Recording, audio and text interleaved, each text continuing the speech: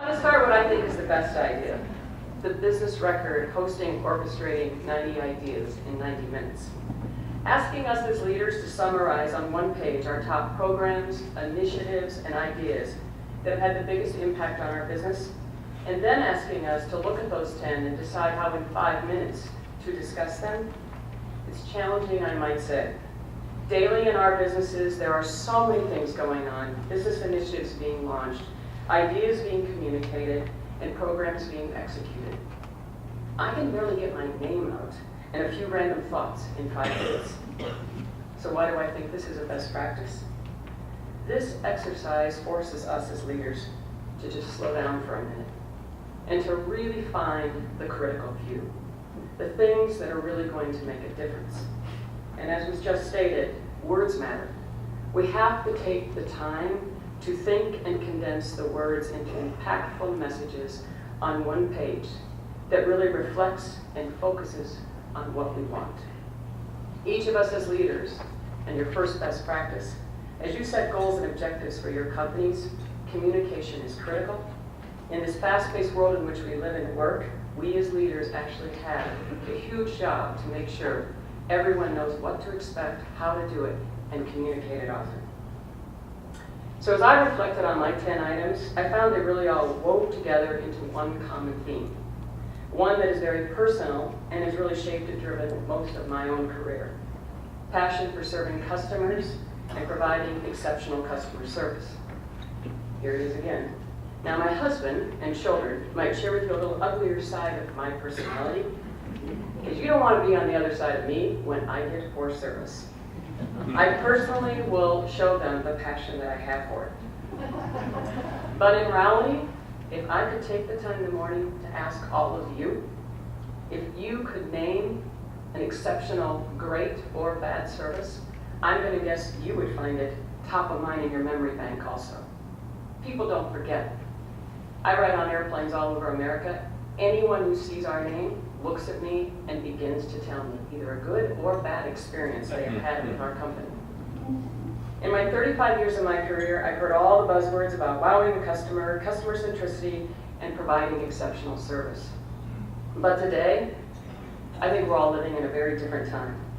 And I want you to go back in time for a minute to the revolutionary age and the industrial age, both of which radically changed America, the culture and structure of our businesses, and of course, the advancement of our world.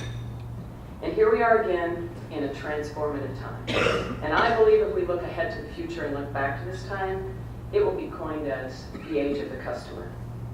Thanks to the internet, the World Wide Web, and these little handy-dandy things, they're now attached to our bodies like a part of us.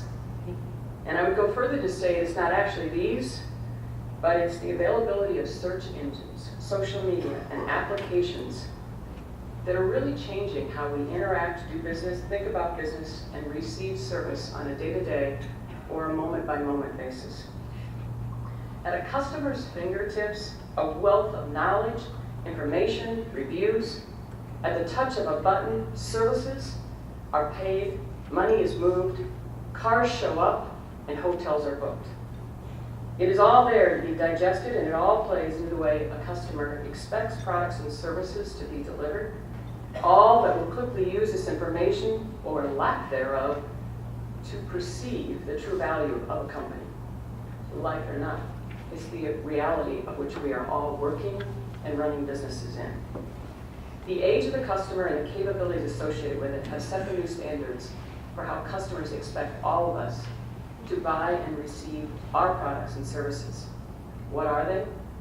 They want trusted guidance. They want us to make it simple for them to understand.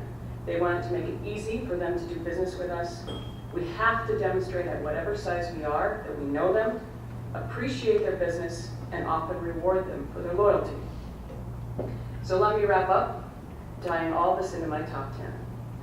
I ask that you take time with this theme and mantra in mind to go back and read them all, because you really do weave them all together. They design the successful execution of excellent customer service.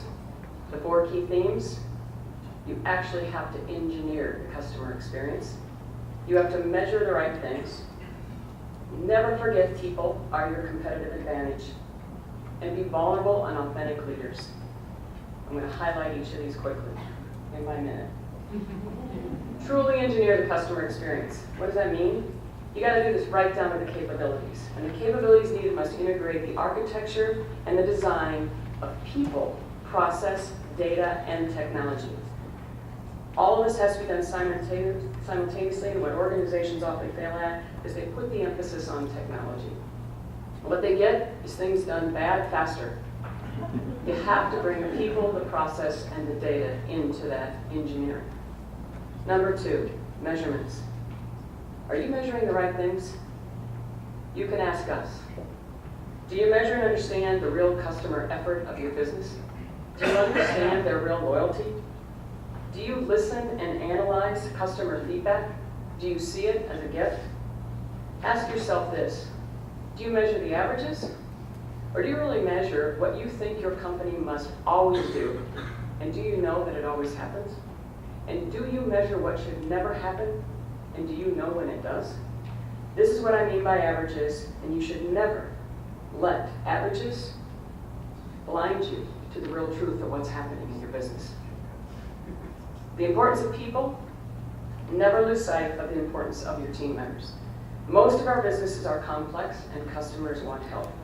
In the future, customers will absolutely require digitized services, self-service application, and as companies, as we are doing, will need to incorporate artificial intelligence, Watsons, and robots. But using these advanced tools and capabilities will ensure that our team members have what they need at their fingertips to actually deliver on those moments and interactions with the customers. I like to refer to this as People Plus. And last but not least, leadership. Authentic and vulnerable. Face the truth and be real. Have we got all this nailed down at Wells? No. Is this disappointing? Yes.